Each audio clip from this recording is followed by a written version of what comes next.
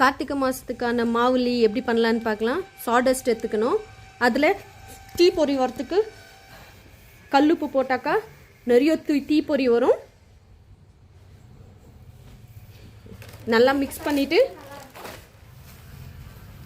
நல்லா மிக்ஸ் பண்ணணும். நல்லா மிக்ஸ் பண்ணுங்க. இப்படி உப்பு போட்டோம்ல வேற மாதிரி மிக்ஸ் போடு போடு எல்லாம் எரிக்கலாம். இன்னைக்கு போட்டு வேற லெவல். இதெல்லாம் தெரியா. இந்த மாதிரி ஒரு காட்டன் துணி எடுத்துக்கணும். மிக்ஸ் பண்ண சாடஸ்ட் இந்த மாதிரி நீட்டாக வாக்கமாக போட்டுட்டோம்.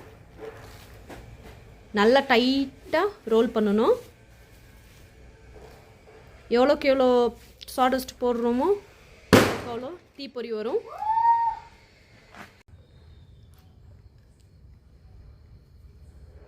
இது டைட்டாக ரோல் பண்ணும். காட்டன் துணியாக தான் இருக்கணும்.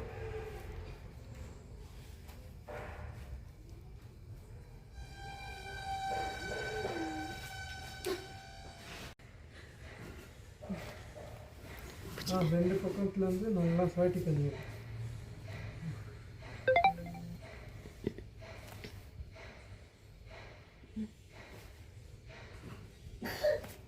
நல்லா டைட்டாக wrap பண்ணணும்.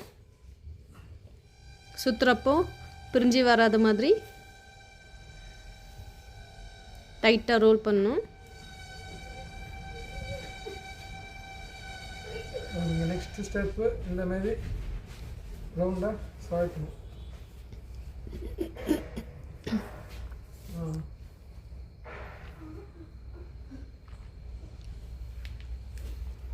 உள்ள மிக்ஸ் ஆகிருக்கிற கலவை வெளியே வரக்கூடாது முக்கியமாக.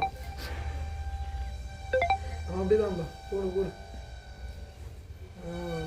Super super. நல்லா தலபா கட்டி மாரி கட்டணும். பாருங்க எப்படி இருக்கு, நல்லா இருக்கா? டைட்டாக கட்டிட்டு இந்த பேர்டு நெஸ்ட் மாரி இருக்கும் பார்க்க. சுத்து டைட்டாக சுத்து. இது கிளீனாக சரி வரலையா? இது நீங்கள் எடு.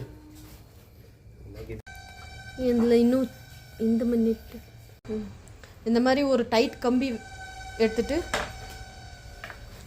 நல்லா டைட் பண்ணணும்.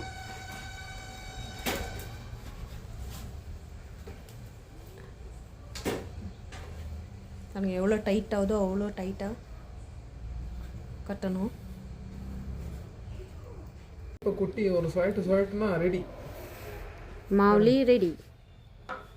இது மிடலில் நெருப்பு போட்டுட்டு இங்கே கை